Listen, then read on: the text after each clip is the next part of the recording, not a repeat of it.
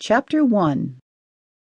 Violet repeatedly scrubbed her clothes, her scalp, and her body, but she still smelled the smoke.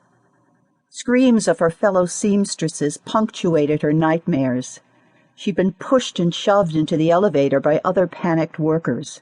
She'd lived, but 146 others had died in the Triangle Shirtwaist Fire, and Violet Browning vowed that she would never work in a factory again. Keeping that promise required planning, and maybe some dishonesty. She'd never stolen or cheated or lied, but if she had to do those things to get out of New York City and the tenement life, Violet Browning would do it. Nurses treated fire survivors gently, wrapping their burns in clean wet sheets, spooning sugar water between cracked lips, and moving their painful arms and legs slowly and carefully. Violet's face and hands had not been affected, but after 3 months of treatment, the scars on the right side of her body testified to her ordeal. Her long skirts covered the seared marks on her legs, and she never rolled up her bodice sleeves, even when doing dishes. Day after day, Violet wondered how a future husband might view her scars. Would he be repulsed or sympathetic? At 18, she was of marriageable age, but no young man had appeared in her life. She used to pray for a husband to complete her life. Now she didn't dare hope. What man would find her desirable? Violet ran her hands over her short, curly hair.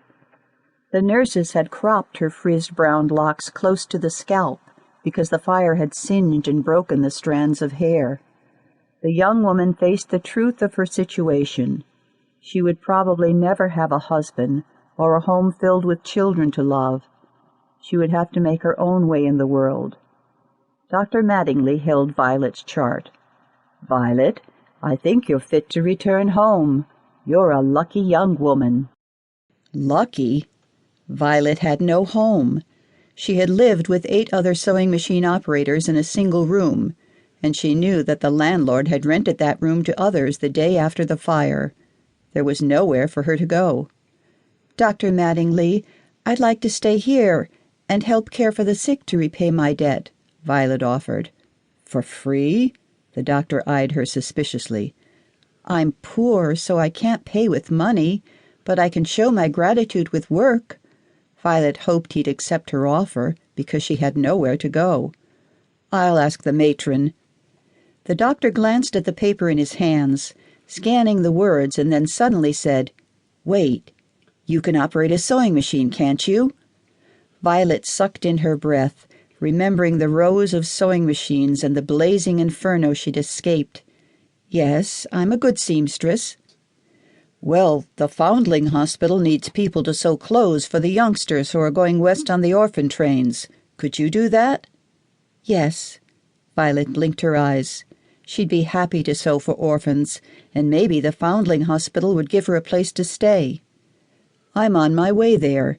I can introduce you to the headmistress. Get your things," Dr. Mattingly said. "I don't have any. I'm ready." Violet lifted her chin when she noticed the doctor's look of pity. Dr. Mattingly took long strides, but Violet kept up. She adjusted the scarf covering the short stubble on her head, self-conscious because of the absence of long hair worn by other girls and women. She hadn't cared when they cut her hair because the rest of her body ached with pain, but now that she had recovered, she missed her long wavy brown hair. "I'm sure Mrs. Lucille Travers will be glad to have a seamstress." Dr. Mattingly opened the door to the Foundling Hospital of New York and marched toward a door with the word "Headmistress" in gold lettering above it. He entered without knocking. "Lucille, I've brought you a young seamstress. Can you use her?" "You know I can." "What's your name?" Lucille Travers asked. "Violet Browning." Violet held out her hand. "Violet, your name matches the color of your eyes. We really need someone to help with the sewing for the orphans. How much do you charge for a child's dress?" To keep listening to this audiobook, I've left you a link in the description so you can do it, at no cost thanks to Audible's 30-day free trial.